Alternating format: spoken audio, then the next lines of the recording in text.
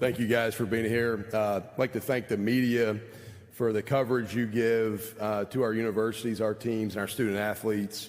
Thank you for taking the time to be here today.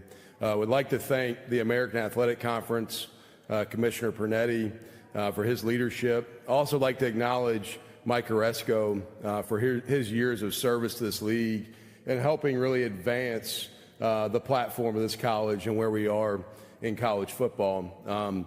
Also like to acknowledge our administration at Tulane University, President Michael Fitz, Athletics Director David Harris. I would not be at Tulane without their vision and leadership. I'm honored to be the head football coach at Tulane. I'm extremely grateful to serve in the role I have, to be in one of the coolest cities in the world, at one of the best academic institutions in the United States, and playing big-time college football, competing at the highest level, motivates me and inspires me daily. We have a fantastic group of young men on our team. Our locker room is incredible. The culture of our football team right now is very impressive. Two of those young men are with me. Patrick Jenkins, who's a New Orleans product, went to John Ehret High School, defensive lineman, big-time impact in the Cotton Bowl championship a couple years ago. Pat is a stalwart on our defensive line and has been around our program for a couple years. And then Vincent Murphy, who is a transfer to us from Western Kentucky, where he started the last couple years at center and guard. Vinny, I had coached against when I was at Troy, and he was at Western Kentucky. Came in January, and really neat to bring two linemen.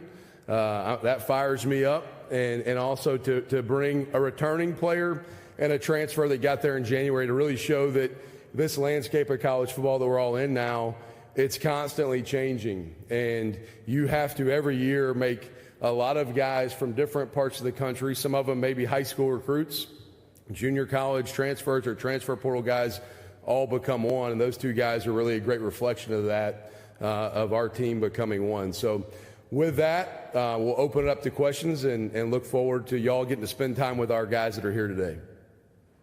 All right, our first question will be to the far right. Coach Trey Smith, College Underdogs. Studying your even brief career as a head coach, you seem to have a knack for hiring really good assistant coaches. And even your, I think, first staff at Troy, some of those guys are now at Big 12, SEC, one might be in the NFL. And you seem to find them before everybody knows they're good coaches. So what is it that you look for when you're selecting your staff? And then is there anything you want to say about your current staff this first year at Tulane?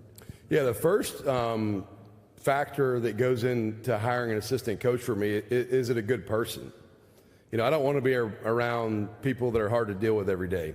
So I look for quality people, men of character, who care deeply about serving and developing our players. First and foremost, that's got nothing to do with X's and O's. And so good people matter. I'm a firm believer that better people make better players, better people make better coaches, better people make better media members. I think the better person you are, the better you are at your job. And so I think you have to hire great people that care about relationships and helping others develop. And then, yeah, the football component matters. Guys understanding how I want the culture of our team to look like, what I want the rhythms in our building to look like and feel like.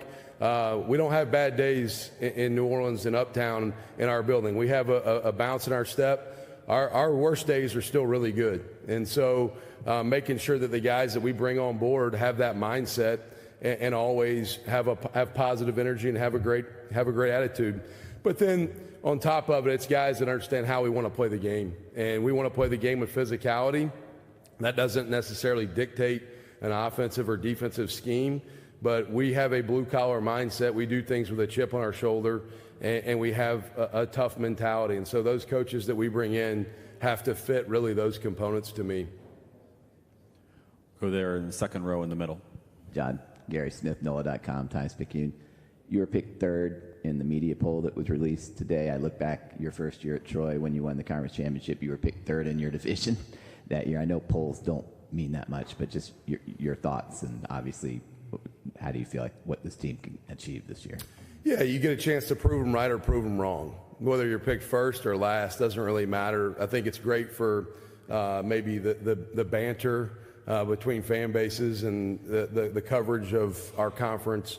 But where we are picked preseason has zero to do where we're going to finish, and so you can be picked at the top of the bottom and finish wherever you want. You get what you earn. This game's no different than life. You get what you earn.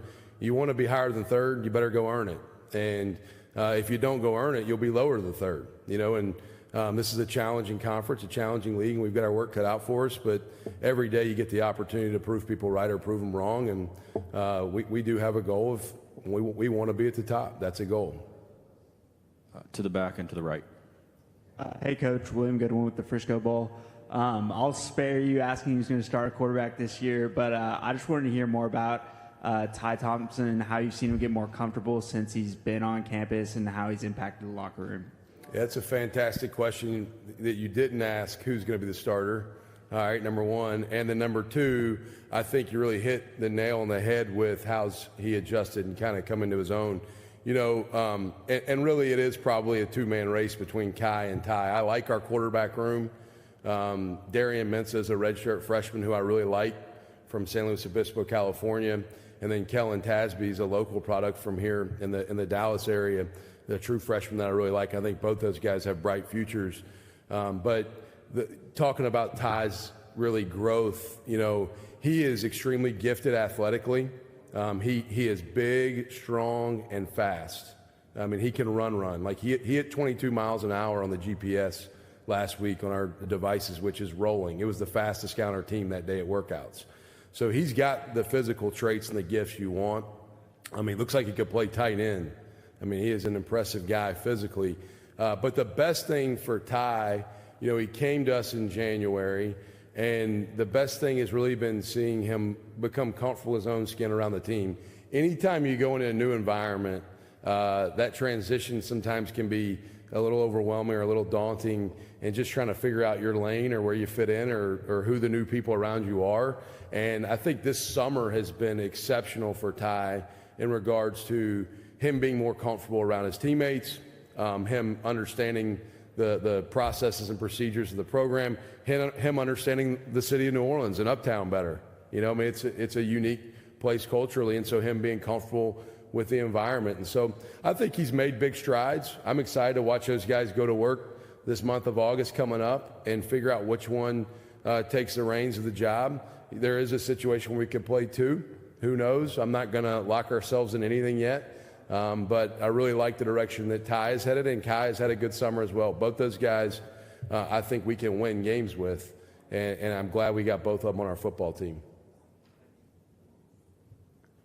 Other questions for Coach? All right, thanks so much, Coach. Thank you, guys. Appreciate you.